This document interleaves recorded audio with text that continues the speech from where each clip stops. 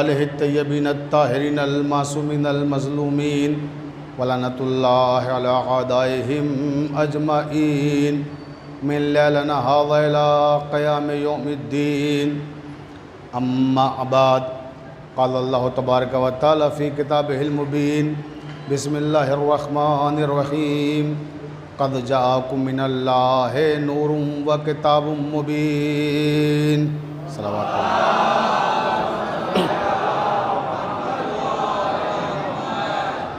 یہ کائنات اور اس کائنات کا ذرہ ذرہ محمد و آل محمد علیہم السلام کا مقروض ہے۔ اب اگر آپ کے لوح ضمیر پر بھی آل محمد علیہ السلام کے احسانات میں سے کسی معمولی سے احسان کا کوئی معمولی سا نقش بھی مرتسم ہے تو اتنی بلند صلوات پڑھیں جتنے آپ کے ذہنوں میں آل محمد بلند ہو سکتے ہیں۔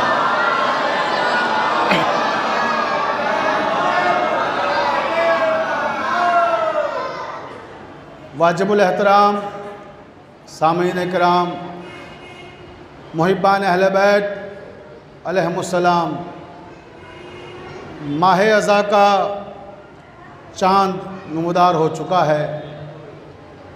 یہ چاند ہمارے لیے غموں کا پیغام لے کر آتا ہے، یہ چاند ہمارے لیے اداسیاں لے کر آتا ہے، یہ چاند ہمارے لیے آل محمد کے وہ غم کہ جو ان پر خود امت نے ڈھائے تھے انہیں پھر سے تازہ کر دیتا ہے۔ یہی وہ چاند ہے کہ جسے دیکھ کر ہمارے امام جعفر صادق علیہ السلام اشکبار آنکھوں کے ساتھ اپنے چاہنے والوں سے کہتے تھے کہ فرش عزا کا اہتمام کرو، عزاداری کا قیام کرو۔ مولا تنظیم اہل بیت، مدرسہ اہل بیت کے تمام اراکین کو بصحت و سلامت رکھے اور آپ سب شاد و آباد رہیں۔ جو ادھر محرم کا چاند دیکھا اور ادھر فرش عزا پہ آ گئے۔ علامہ محسن نقوی شہید نے کہا تھا کہ یہی صدا ہے ابھی تک ماہ محرم کی، یہی صدا ہے ابھی تک ماہ محرم کی، غم حسین ضمانت ہے امن عالم کی۔ یہ وہ غم ہے جو ساری دنیا کو امن کا پیغام دیتا ہے، اور یہ وہ قوم ہے جو پرامن قوم ہے اور پرامن طریقے سے اپنے آقا سید الشہداء حضرت امام حسین علیہ السلام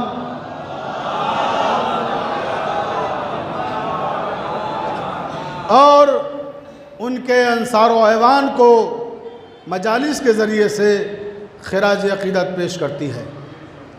لیکن عزیزوں، یہ مجلسیں صرف ایک خراج عقیدت کا ذریعہ نہ ہوں۔ ہمارے ائمہ اطہار علیہم السلام صرف یہ نہیں چاہتے کہ آپ فرش عزا بچھائیں اور امام پہ گریہ کریں، بلکہ وہ اس فرش عزا کو تبلیغ اسلام کا، علوم اہل بیت کی تشہیر کا ایک مؤثر ذریعہ قرار دیتے ہیں کہ ہم اس فرش عزا پہ بیٹھ کر امام کا غم بھی منائیں اور تزکیہ نفس بھی کریں، اپنے اعمال اور افعال کا محاسبہ بھی کریں اور شریعت کے تعلق سے کیے جانے والے اعتراضات کا مدلل جواب بھی دیں۔ تو ان مجالس کی افادیت تبھی ہے جب ہم ان کے مقصد کو سمجھیں کہ یہ مقصد کیا ہے۔ ہمیں نے گیسوئے تہذیب بھی سنوارے ہیں، مقصد عزا کیا ہے؟ ہمیں نے گیسوئے تہذیب بھی سنوارے ہیں، فراز دار پا بھی تذکرے ہمارے ہیں۔ توجہ چاہ رہا ہوں آخری آدمی تک، جہاں تک میری آواز پہنچ رہی ہے۔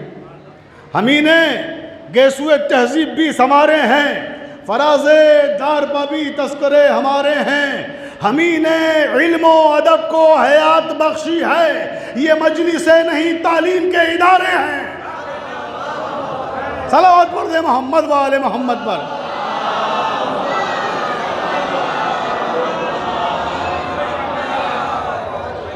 تو ان مجلسوں کو اپنے نوجوانوں کی تعلیم و تربیت کا ایک بہترین وسیلہ بنانا ہے، اور انشاءاللہ اسی عنوان کے تحت گفتگو ہوگی۔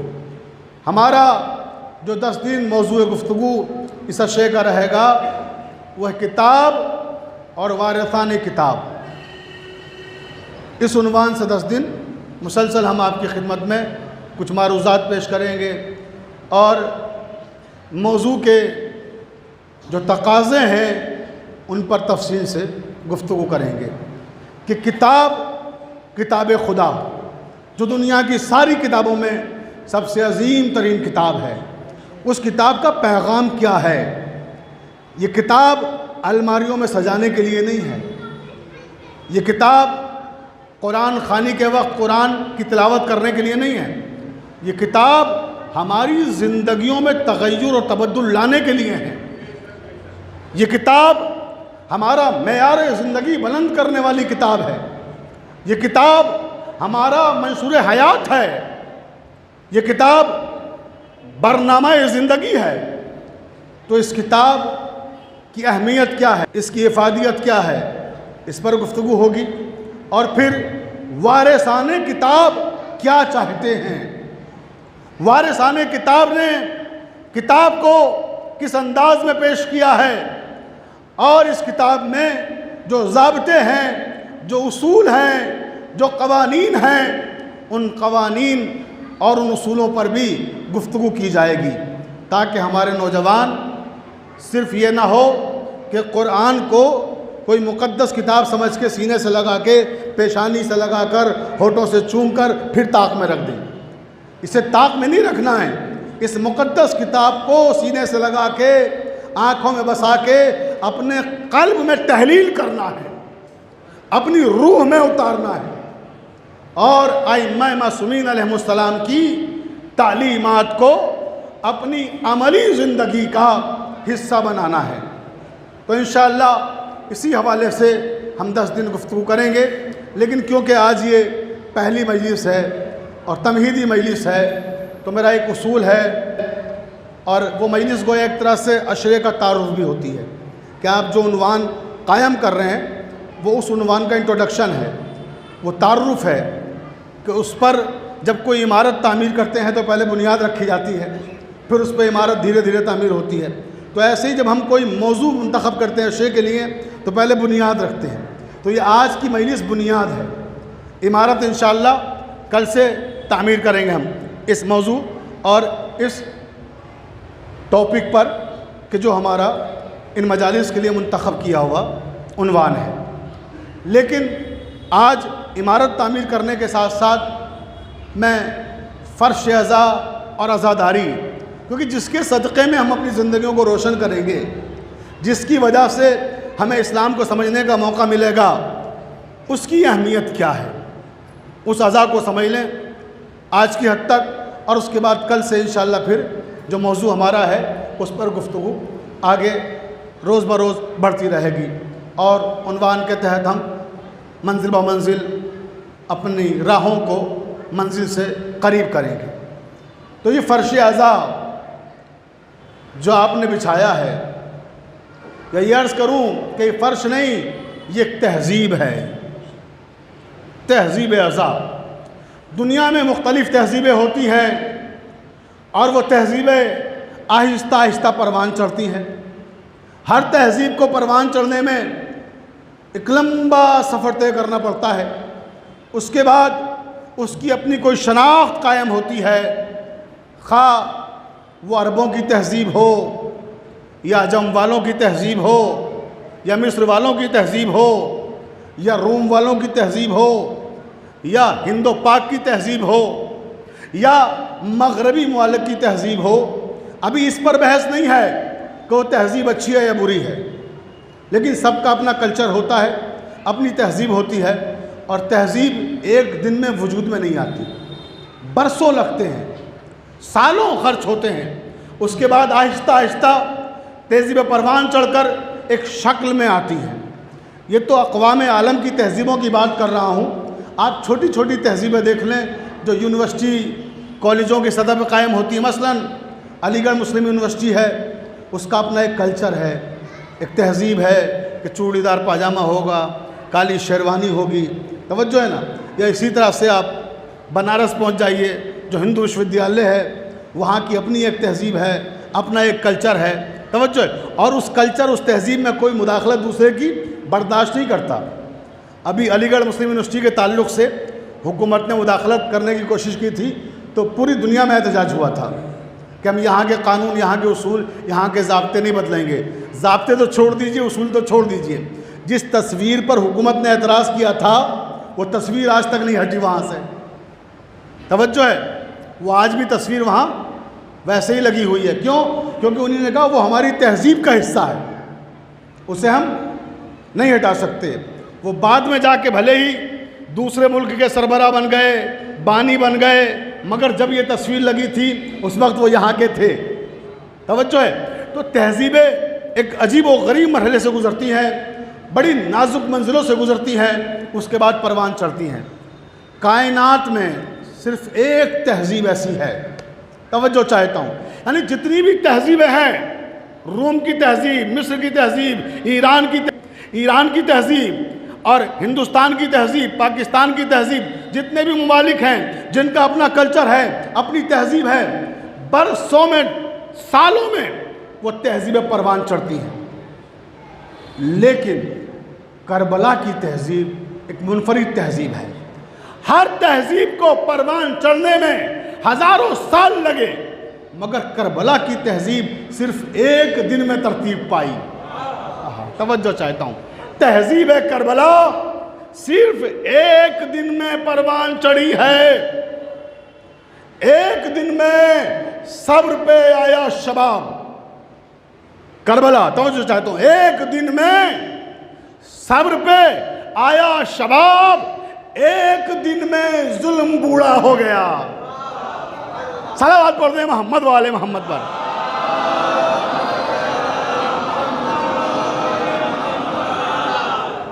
تو یہ کربلا کی تہذیب ہے جو ایک دن میں پروان چڑھی اور ساری دنیا پر چھا گئی، سارے عالم پہ چھا گئی، ساری کائنات پر محیط ہو گئی۔ یہ اتنی عظیم تہذیب ہے کہ جس تہذیب کے بانی کا نام ہے امام حسین علیہ السلام۔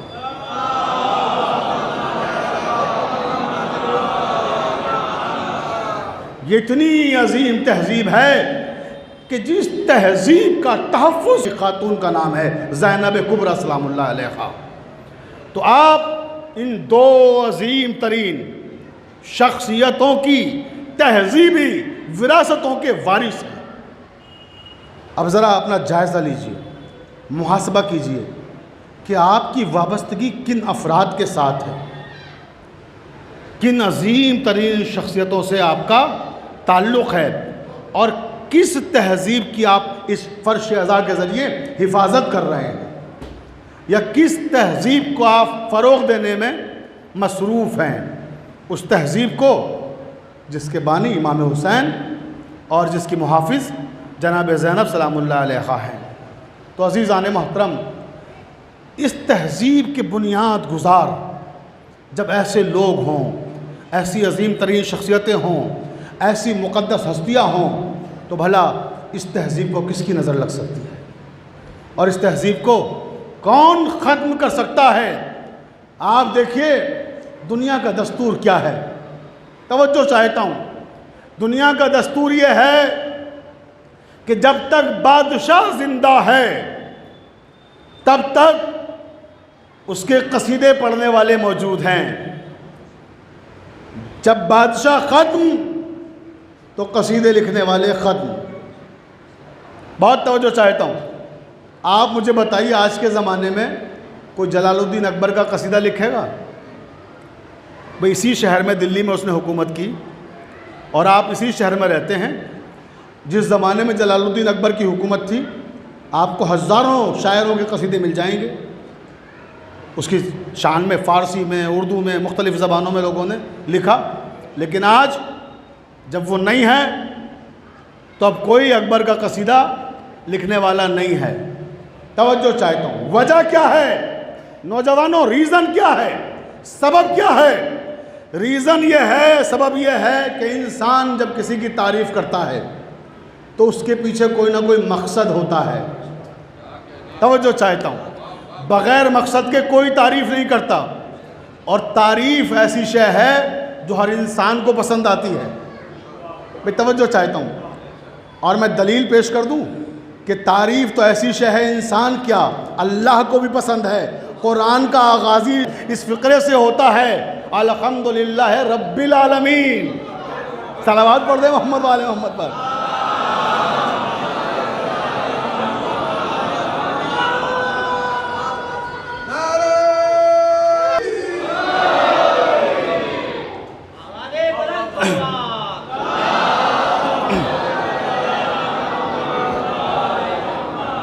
توجہ ہے نا؟ الحمدللہ رب العالمین، تمام تعریفیں اس خدا کے لیے ہیں جو تمام عالم کا رب ہے. تو تعریف بڑی عجیب و غریب شے ہے، یہ ہر انسان کو پسند ہے اور ہر انسان چاہتا ہے کہ اس کی تعریف کی جائے. اور میں نے عرض کیا کہ انسان کیا اللہ کو پسند ہے تعریف. تو آغاز ہی یہیں سے ہو رہا ہے اس کی کتاب کا جو عنوان کلام ہے جس پہ ہم گفتگو کریں گے انشاءاللہ. تو یہ تعریف تب تک ہوتی ہے جب تک انسان موجود رہتا ہے، زندہ ہے. ہاں وہ والی تعریف نہیں کہ کوئی مر گیا تو ہم نے کہا کہ بھئی بڑے اچھے انسان تھے، نیک انسان تھے. یہ تو رسمی تعریف ہو گئی. ایک وہ ہوتا ہے باضابطہ تعریف کرنا، کسی کے لیے مضمون لکھنا، کسی کے لیے قصیدہ لکھنا. تو یہ بالارادہ تعریف ہوتی ہے. یہ بالارادہ تعریف کب کرتا ہے انسان؟ جب جس کی تعریف کی جائے وہ زندہ ہو. اچھا وہ زندہ ہو تو اس کا کیا فائدہ ہے؟ توجہ چاہتا ہوں، جب زندہ ہے تو اس لیے تعریف کرتے ہیں تاکہ کچھ حاصل ہو جائے. اگر صاحب ثروت ہے تو چاہتا ہے کہ اس کی تعریف کر کے کچھ پیسے اس سے حاصل کر لے. مت تعریف کی باتیں تو چھوڑ دیجئے، لوگ دوستیاں بھی مقصد سے کرتے ہیں. توجہ ہے، دوست بھی مقصد سے بناتے ہیں کہ اس سے دوستی کر کے فائدہ کیا ہے.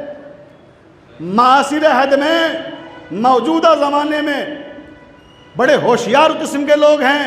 اب وہ پرانا زمانہ نہیں ہے جہاں اخلاص کی بنیاد پہ دوستیاں ہوتی تھیں، جہاں محبتوں کی بنیاد پہ دوستیاں ہوا کرتی تھیں، جہاں رواداریاں ہوا کرتی تھیں، جہاں وفاداریاں ہوا کرتی تھیں، جہاں شرافت لہو میں دوڑنے والی وفا میں شامل ہوا کرتی تھی.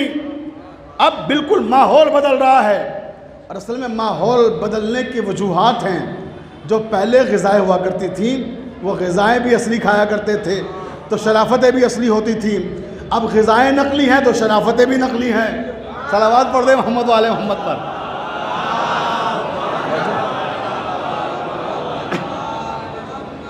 تو عزیزان محترم، میں عرض کر رہا تھا کہ تعریف اس لیے کرتے ہیں کچھ حاصل ہو جائے. اگر دولت مند کی تعریف کی تو مقصد یہ ہے کہ کہیں ضرورت پڑ جائے گی تو کام آ جائے گا. توجہ چاہتا ہوں، اگر کسی سیاسی رہنما کی تعریف کی تو مقصد یہ ہے کہ کبھی کسی نہ کسی موقع پر ہمیں نہ صحیح بچے کوئی فائدہ پہنچ جائے گا، کہیں نوکری دلا دیں گے، کہیں لگا دیں گے. توجہ ہے. تو یہ سوچ ہے، یہ ہماری فکر ہے، اور یہ کوئی ایک انسان کی فکر نہیں ہے، یہ معاشرے کی فکر ہے، یہ سماج کی فکر ہے، یہ سوسائٹی کی فکر ہے جسے میں ڈسکس کر رہا ہوں. توجہ چاہتا ہوں. تو عزیزان محترم، تو تعریف ہم کب کرتے ہیں؟ جب کسی فائدے کا امکان ہو. اکبر کی تعریف میں مضمون کیوں لکھے گئے؟ کیوں قصیدے لکھے گئے؟ کیونکہ اکبر جب کوئی قصیدہ لے کر جاتا تھا تو انعام دیتا تھا. توجہ ہے نا؟ تو قصیدے لکھنے والے ہندوستان نہیں، ایران تک سے چلے آئے، عرب سے چلے آئے. سنا ہے اکبر بہت انعام دیتا ہے، ملک چھوڑ کر یہاں آ کے آباد ہو گئے. پوری ہسٹری ہے, تاریخ ہے. کیونکہ میں ادب کا طالب علم ہوں, اس لیے معاف کیجیے گا بیچ بیچ میں ادبی باتیں بھی آتی رہیں گی, توجہ چاہتا ہوں. تو یہ پورا ایک کلچر تھا, ایک پوری ہماری ایک تہذیب تھی یہ بھی, کہ لوگ تعریف کرتے تھے کچھ حاصل کرنے کے لیے.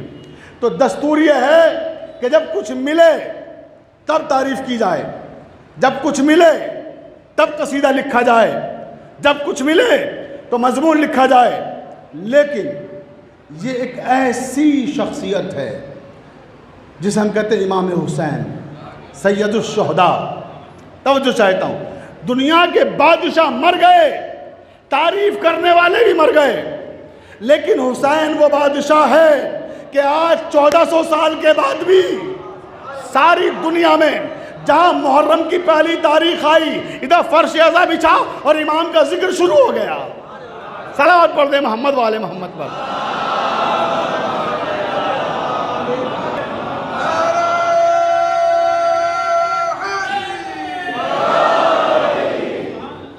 توجہ ہے.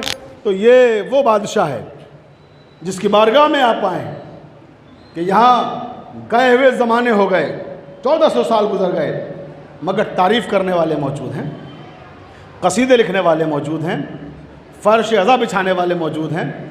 اور جو بادشاہ آئے تھے اس دنیا میں, بڑی بڑی حکومتیں قائم کر کے چلے گئے, آج کوئی ان کے نام سے کہیں نہ قلعہ بناتا ہے نہ کوئی عمارت تعمیر کرتا ہے. حتیٰ کہ جو ان کے خود کے قلعے تھے, جو ان کی خود کی عمارتیں تھیں, وہ بھی عجائب خانوں میں تبدیل ہو گئیں, وہ بھی تفریح گاہ بن گئیں. لیکن حسین وہ بادشاہ ہے کہ ساری کائنات میں ان سے ہر جگہ عزا خانے بنائے جاتے ہیں. صلوات پڑھ دیں محمد والے محمد پر.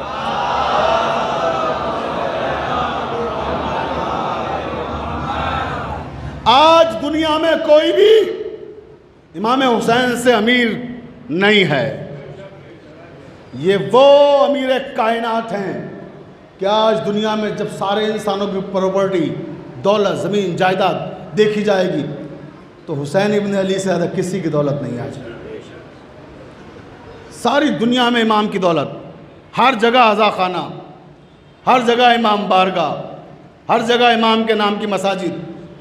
تو عزیزوں, اب آپ سوچئے کہ آپ ایسے عظیم بادشاہ کی بارگاہ میں آئے ہیں, یہ کتنا شرف ہے آپ کے لیے. ابھی کل کی بات ہے, میرے والد صاحب کا 40واں تھا, آپ حضرات موجود تھے, ہمارے ہم وطن بہت سے. تو اس میں گورنر صاحب آئے.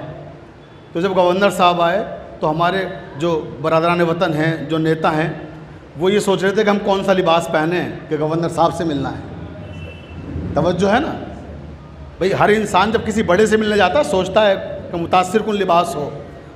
تو آپ سوچئے یہ تو چھوٹے موٹے ملکوں کی, چھوٹی موٹی ریاستوں کے سربراہ تھے, آپ ان کے بارے میں جب ان سے ملنے جاتے ہیں تو اتنا سوچتے ہیں, اور جب اس فرش ازا پہ آتے ہیں ساری کائنات کا جو بادشاہ ہے, کبھی سوچتے ہیں وضو کر کے جائیں, فرش ازا پہ بیٹھنے جا رہے ہیں. توجہ چاہتا ہوں. تو جب اس عبادت گاہ میں آئیے, یہ مقدس عبادت گاہ ہے, یہ تذکرہ جو آپ سننے آ رہے ہیں یہ عظیم ترین عبادت ہے. جیسے نماز عبادت ہے ویسے ذکر حسین عبادت ہے.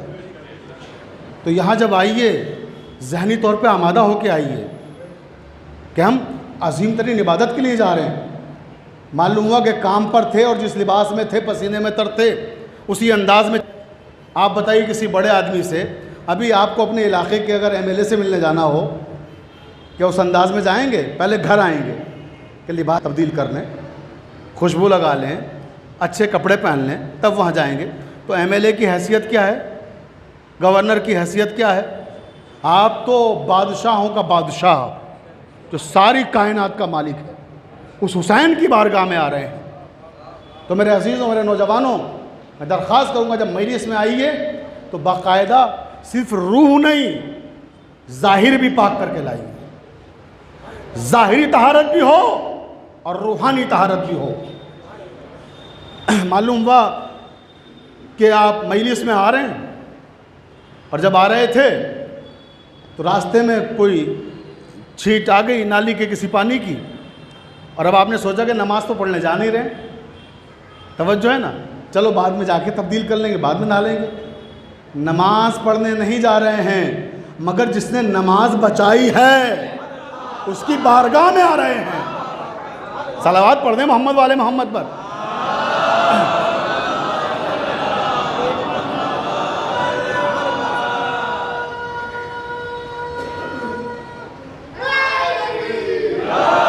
یہ عظیم ترین عبادت ہے، اسے عبادت سمجھ کے انجام دیجئے۔ آج کی مجلس کیونکہ پہلی مجلس ہے، تمہیدی مجلس ہے، 10 بجے انشاءاللہ ختم ہو جائے، مگر دوستوں اور عزیزوں مقدس عبادت ہے جس کا آغاز آج سے آپ نے کیا ہے، اور 12 دن کرنا ہے آپ کو، عشرہ اولیٰ، اس کے بعد مسلسل عزاداری کے دن رہتے ہیں۔ لیکن اگر 12 دن آپ اس فرش عزا پہ آئے اور جیسے آج آئے تھے ویسے 12 دن بعد بھی گئے، کوئی تبدیلی نہیں آئی، کوئی تغیر نہیں ہوا، تو سمجھ لیجئے میری محنت رائگاں ہو گئی۔ میرے ممبر پہ آنے کا مقصد، آپ کا فرش عزا پہ بیٹھنے کا مقصد یہ ہونا چاہیے کہ ہمیں اپنے اندر تبدیلی لانا ہے، تغیر لانا ہے، بدلاؤ لانا ہے۔ بھئی سوال یہ پیدا ہوتا ہے کہ ہم سالوں سے مجلسیں سن رہے ہیں، اور مجلسیں سنتے ہیں چلے جاتے ہیں، نئے نئے ذاکر آتے ہیں، خطابت کے مزے لیتے ہیں، باہر جا کے پوچھئے کیا پڑھا مولانا نے، پتہ ہی نہیں کہ کیا پڑھا، بس نعروں کی آوازیں یاد رہ گئیں، سبحان اللہ ماشاءاللہ کی صدائیں یاد رہ گئیں۔ تو میں چاہتا ہوں کہ آپ نعرے لگائیں، سبحان اللہ و ماشاءاللہ کہیں، مگر اس سبحان اللہ اور ماشاءاللہ میں، اس داد و تحسین کی آوازوں میں آپ کے اندر تغیر اور تبدیلی بھی آنی چاہیے، اور وہ تغیر اور وہ تبدل جو ہمارے امام ہم سے چاہتے ہیں۔ ہمیں تیاری کرنا ہے اپنے امام کے لیے، امام زمانہ عجل اللہ تعالیٰ فرجہ شریف،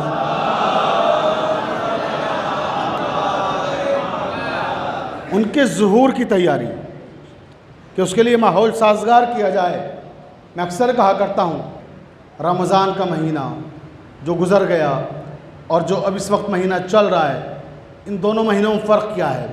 رمضان کا مہینہ ہے تنزیل قرآن کا مہینہ جس میں قرآن نازل ہوا، محرم کا مہینہ ہے تاویل قرآن کا مہینہ، یعنی اس مہینے میں ہمیں قرآن کو سمجھنا ہے۔ رمضان میں آپ کو کہا گیا، احادیث میں آیا کہ اگر ایک قرآن ختم کر لیا تو 100 قرآن کی تلاوت کا ثواب ہے، اور محرم کے مہینے میں اگر آپ نے ایک آیت سمجھ لی تو 1000 قرآن کا ثواب ہے۔ صلوات پڑھ دیں محمد والے محمد۔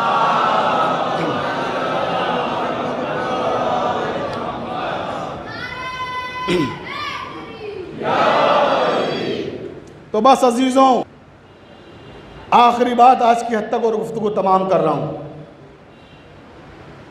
کہ فرش عزا کی اہمیت کیا ہے، اس کا اندازہ لگائیں جس فرش پہ آپ بیٹھے ہوئے ہیں۔ امام محمد باقر علیہ السلام سے کسی نے سوال کر لیا کہ مولا، جو مجلسیں منعقد ہوتی ہیں، فرش عزا بچھایا جاتا ہے، اس میں جو مجلس میں لوگ آتے ہیں انہیں تبرک دیا جاتا ہے، الگ الگ انداز ہیں تبرک کے، کوئی تبرک دیتا ہے پھلوں کی شکل میں، کوئی تبرک دیتا ہے روٹیوں کی شکل میں، کوئی چائے کی سبیل لگا دیتا ہے کہ لوگ آئے چائے پی اور چلے گئے، مگر کچھ نہ کچھ ملتا ہے۔ لیکن جب فرشتے مجلس میں آتے ہیں تو ان کا تبرک، انہیں تبرک نہیں ملتا۔ تو یہ تو جو بانیان اشرا ہیں، جو بانیان مجالس ہیں، جو گویا ناانصافی کرتے ہیں، بہت توجہ کس کے ساتھ؟ فرشتوں کے، کہ انہیں تبرک نہیں دیتے۔ انسانوں کو، جو ان کا سماج ہے، سوسائٹی ہے، اس کے ہر آدمی کو تبرک دیتے ہیں، اور اگر کہیں تبرک دینے والا کسی سے خاص نسبت یا رغبت رکھتا ہے تو ایک کی جگہ 2 بھی دے دیتا ہے۔ بھئی یہ ہوتا ہے یا نہیں ہوتا؟ اگر دیکھا کہ کوئی نہیں دیکھ رہا ہے اور آزادانہ تبرک بانٹا جا رہا ہے تو مرضی چاہیے کسی کو 2 دے دیے, کسی کو 1 دے دیے. یہ بالکل ریئلٹی ہے, ہمارے سماج کی سچائیاں ہیں. تو عزیزان محترم, وہ شخص کہتا ہے کہ فرزند رسول بتائیے یہ فرشتوں کے ساتھ ناانصافی ہے نا؟ امام نے فرمایا نہیں, ناانصافی نہیں ہے. کیوں؟ ایک شخص ہے مجلس میں آیا, اسے تبرک دیا گیا, دوسرا آیا خالی ہاتھ چلا گیا, اسے تبرک نہیں ملا. امام نے فرمایا یہ بتاؤ کہ جب فرشتے مجلس میں آتے ہیں کیا تبرک بانٹنے والے کو دکھائی دیتے ہیں؟ بھائی توجہ چاہتا ہوں, بہت توجہ. کہ تبرک بانٹنے والے کو دکھائی دیتے ہیں؟ کہ دکھائی تو نہیں دیتے. کہ جب دکھائی نہیں دیتے تبرک کیسے؟ بھائی جو دکھائی دے گا اسے تبرک دیا جائے گا, جو دکھائی نہیں دے رہا ہے اسے تبرک کیسے دیا جائے؟ کہ فرزند رسول پھر بھی جو مجلس میں آیا ہے اسے ملنا تو چاہیے.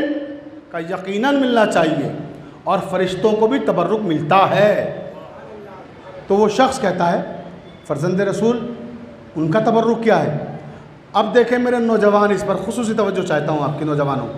بزرگوں سے معذرت کے ساتھ میں 10 دن کی معذرت پہلے ہی دن آپ سے کر لیتا ہوں کہ میں 10 دن جو بھی خطاب کروں گا بزرگوں کے لیے کچھ نہیں ہے, کیونکہ بزرگوں سے میں نے خود سیکھا ہے.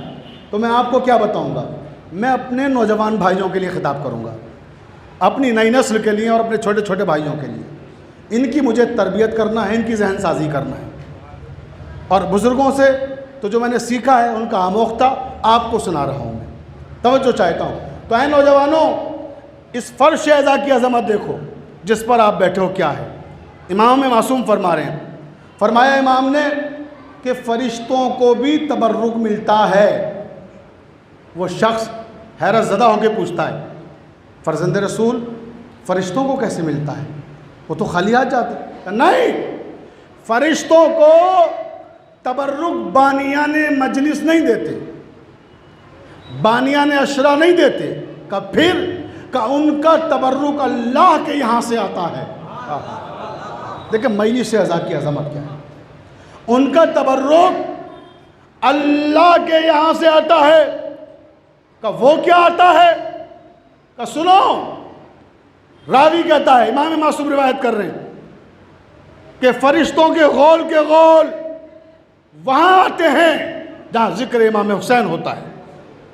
فرشتے آئے, مجلس ختم ہوئی, امام فرماتے آسمان پہ واپس گئے. جب واپس گئے, جو فرشتے مجلس میں نہیں آئے تھے ان فرشتوں نے آنے والوں سے پوچھا کہ تم کہاں سے آ رہے ہو؟ توجہ چاہتا ہوں, تم کہاں سے آ رہے ہو؟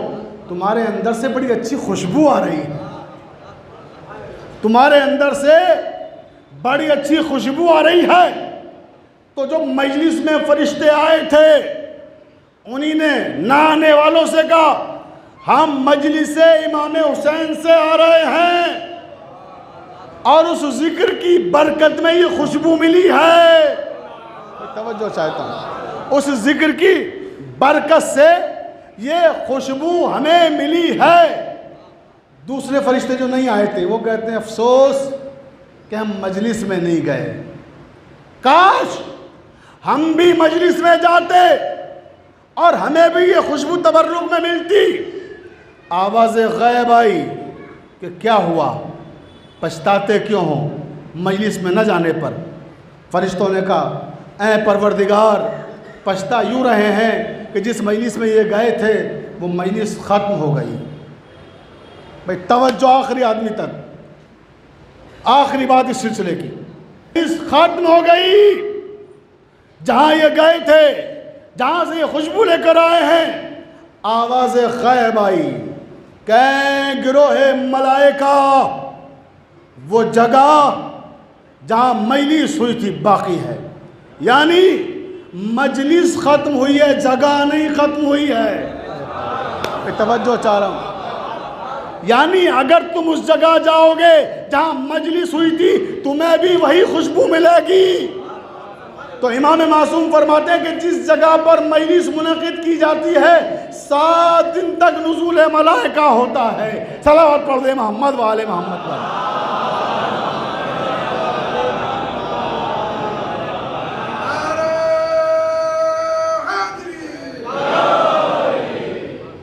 تو عزیزان محترم، یہ اتنی مقدس جگہ پہ آپ بیٹھے ہیں اور آپ کے جانے کے بعد بھی فرشتے رہیں گے، تو پھر وہی بات کہوں گا، اب سوچئے آپ کہ آپ ایسی جگہ آ رہے ہیں جہاں ملائکہ کا نزول ہو رہا ہے، تو پھر ایسے ہی چلے آئیں گے؟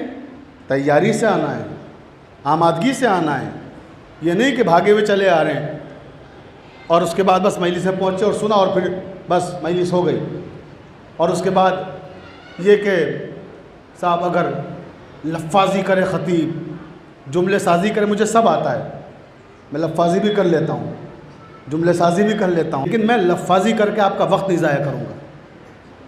لفاظی سے حاصل کیا ہوگا؟ ہمیں غور اس پہ کرنا ہے کہ ہمیں اس فرشیزہ سے ملا کیا، جہاں ملائکہ آ رہے ہیں، جہاں اہل بیت اطہار خود تشریف لا رہے ہیں، جہاں وقت کا امام آ رہا ہے، اور میں منبر پر آیا ہوں، تو آپ سوچئے اگر میں نے 45 منٹ خطاب کیا، یہ 1 گھنٹہ خطاب کیا، تو میں نے صرف 45 منٹ یا 1 گھنٹہ صرف نہیں کیا، ہر آدمی کا 45 منٹ جوڑیے، آپ ہر آدمی کا 1 گھنٹہ جوڑیے، تو کتنے گھنٹے میں نے صرف کیے ہیں، کتنے لوگوں کا وقت میں نے لیا ہے، اور وہ صرف وقت لفاظی میں لے لوں، وہ صرف خالی زبان کے چٹخارے میں لے لوں؟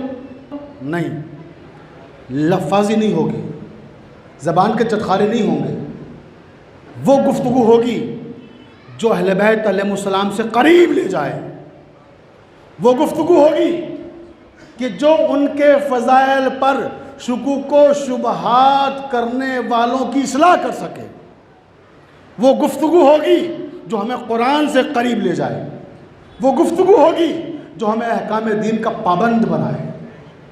توجہ ہے؟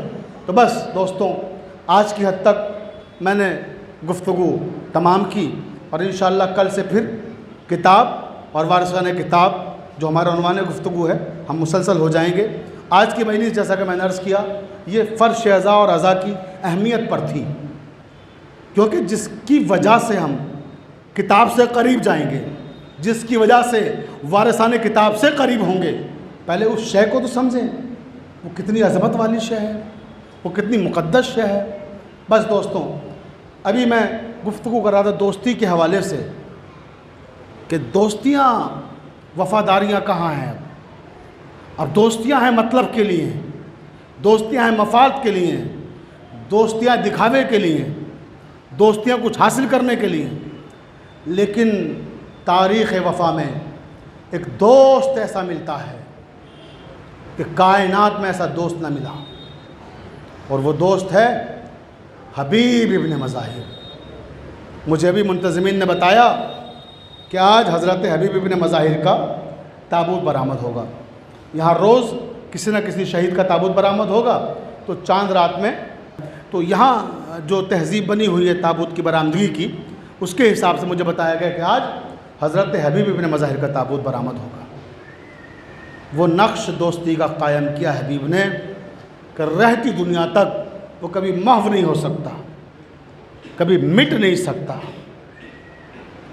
اور روایتوں میں ہے، نوجوانوں یہ آپ کے لیے خاص طور سے فقرہ کہہ رہا ہوں، کہ اگر کسی کو سچے دوست کی تلاش ہو اور وہ چاہتا ہو اسے وفادار دوست ملے، یا اس کا کوئی وفادار دوست ہے وہ چاہتا ہے کہ اس کی وفاداریاں قائم رہیں، تو وہ حضرت حبیب ابن مظاہر کے وسیلے سے دعا مانگے پروردگار سے کہ اے میرے رب، تجھے حبیب ابن مظاہر کا واسطہ فلاں شخص کو میرے لیے وفادار دوست بنا۔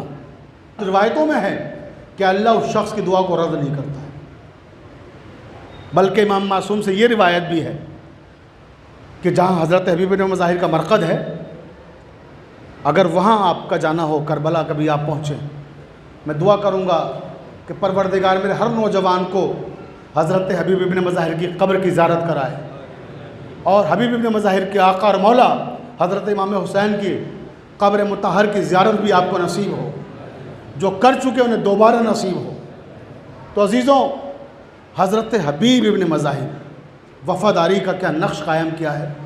آپ دیکھیں کہ جہاں امام حسین دفن ہیں، یعنی شہادت کے بعد بھی وفاداریوں کا سلسلہ قائم ہے۔ جگہ بھی حبیب کو وہیں ملی امام کے قدموں میں. ادھر امام حسین ہے اور سامنے حضرت حبیب ابن مظاہر. اے حبیب کتنی اچھی قسمت تم نے پائی ہے کہ تمہیں بادشاہ کون و مکان فرزند رسول حضرت امام حسین کے قدموں میں جگہ ملی ہے. عزادارو یہ حبیب کون ہے؟ ذرا یاد دلاؤں آپ کو، اپنے آنسو نہ روک پائیں گے. یہ وہی حبیب ہیں کہ جن کو امام حسین نے خط لکھ کے بلایا تھا. مولا کوئی غم نہ دے آپ کو سوائے غم حسین کے. آپ کی آوازیں بلند ہو گئی. یاد ہے خط کی عبارت کیا لکھی تھی؟ اے حبیب ہمارا سلام ہو. ارے حبیب تمہارا دوست حسین ابن علی دشمنوں کے نرغے میں ہے. حبیب فقط تمہارا دوست دشمنوں کے نرغے میں نہیں ہے، ارے ہمارے ساتھ علی کی بیٹیاں. حبیب ہمارے ساتھ علی کی بیٹیاں بھی ہیں. حبیب جب یہ خط مل جائے آنے میں دیر نہ کرنا. اے رجل فقیہ خط ملتا ہی کربلا کا رخ کرنا. عزاداران مظلوم کربلا حبیب وہ ہیں جنہیں امام حسین نے رجل فقیہ کہا ہے. اور راوی کہتا ہے کہ جب یہ خط لے کر راوی پہنچا ہے، حبیب اس وقت کھانا تناول فرما رہے تھے. دروازے پہ دستک ہوئی. جیسے ہی دستک ہوئی زوجہ سے کہا جاؤ ذرا جا کے دیکھو دروازے پہ کون آیا ہے. زوجہ دروازے پر آئی، کہا کون ہے؟ دروازے کے پیچھے سے آواز آئی میں امام حسین کا قاصد ہوں. میں امام حسین کا قاصد ہوں، میں خط لے کر آیا ہوں. وہ خط لیا. زوجہ خط لے کر آئی کہ حبیب آقا حسین کا خط آیا ہے. حبیب نے کھانا تناول فرما رہے تھے، جو لقمہ ہاتھ میں رکھ دیا، خط کو اٹھایا اور کھولا اور پڑھا اور پڑھ کے رونے لگے. جیسے ہی جملہ پڑھا کہ حبیب دشمنوں کے نرغے میں علی کی بیٹیاں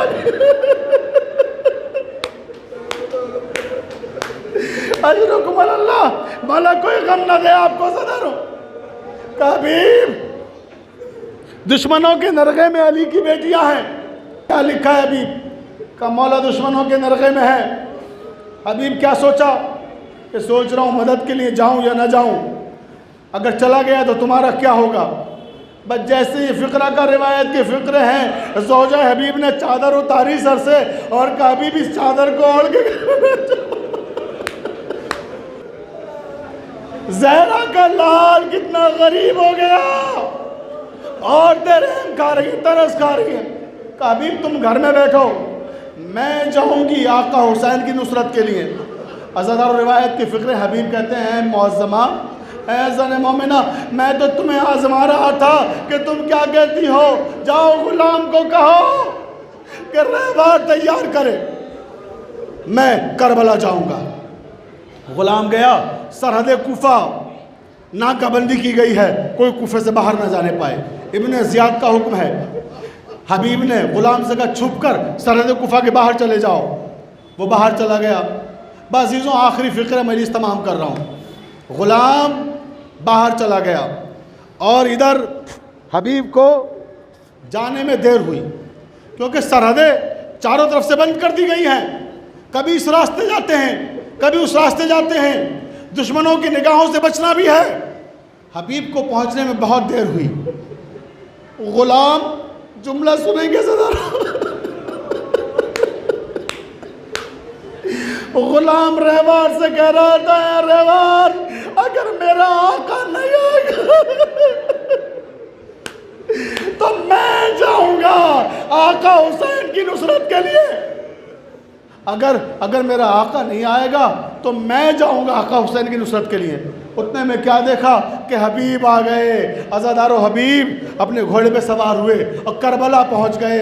اب جب کربلا پہنچے کسی نے کہا آقا حبیب آ رہے ہیں، ابا جاؤ حبیب کا استقبال کرو، اکبر جاؤ حبیب کا استقبال کرو، قاسم جاؤ حبیب کا استقبال کرو۔ ایک منزل ایسی آئی، آقا حسین خود آگے بڑھے اور حبیب کو گلے سے لگا لیا، حبیب تم نے آج علی کے بیٹے پر احسان کیا، کربلا آ کر علی کے بیٹے پر تم نے احسان کیا ہے۔ عزاداران مظلوم کربلا، زینب کو پتہ لگا حبیب آ گئے، فضہ جاؤ جا کر بھیا حبیب کو ہمارا سلام کہو۔ فضہ آئی اور آنے کے بعد عجیب فقرہ کا، فضہ نے آگے کہا اے حبیب زہرا کی بیٹیاں تمہیں سلام کہہ رہی ہیں۔ امامہ سر سے پھینک دیا، ایسا وقت آ گیا شہزادیاں غلاموں کو سلام کہلا رہی ہیں۔ انا للہ و انا الیہ راجعون۔